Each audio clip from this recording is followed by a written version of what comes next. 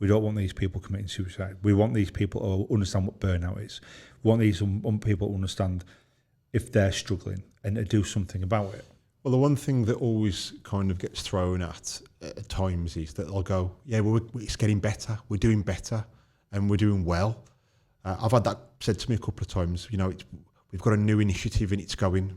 Doesn't matter because no one trusts you. You can have the best thing in the world, but no one trusts it. And I always think to myself, if it's that good, why are people reaching out to people like me and you? Yeah.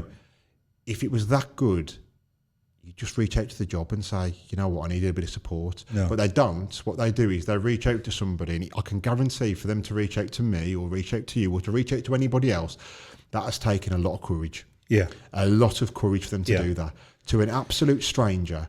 Give this quick example, and again, this is nothing derogatory towards other people, but I want to give you an example of how it does work, and this is West Yorkshire Police. My dad was dying of cancer, my best friend, who was really poorly.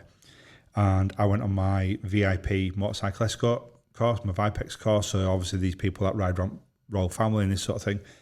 And I was doing that and I was failing. And Gary on course, one of the instructors, he knew I was failing. And I was failing. I was going fucking under. I was struggling. I couldn't cope with the fact that my dad was dying. He was really poorly. Gary, top sergeant, and he saw it. And then eventually got to a point where I ended up getting kicked off course. And it was the right thing to do. Gary did the right thing. So obviously following on Twitter, film a VIPEX course. I'll be back soon. You know, hashtag mental health. And then this were on Friday because it was week 1, 2, 3, and 4 and that sort of thing. I got back into work. I think it was Monday morning, and everyone knew that I'd lost my permits. I didn't know. Yeah. But it come from driver training. I don't mean they'd blab, but it come from driver training because that's what had happened. Oh, Ben's done this. That's fine.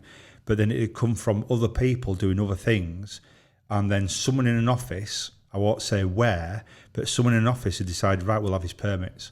So then when I got back in, there's sniggering on team, X, Y, and Z, that Ben's had his permits pulled for talking about mental health. Yeah. And then it was she sat there and someone basically went, yeah, your permits are all gone, you're now a non-driver, and because I put a tweet out. Yeah. Now, if they went, can you ask why we put this tweet out? And then I said, well, my dad's dying of cancer, X, Y, and Z, are you all right? Yeah. I'm all right, yeah. Do you want to drive? I'll be a passenger for a couple of weeks.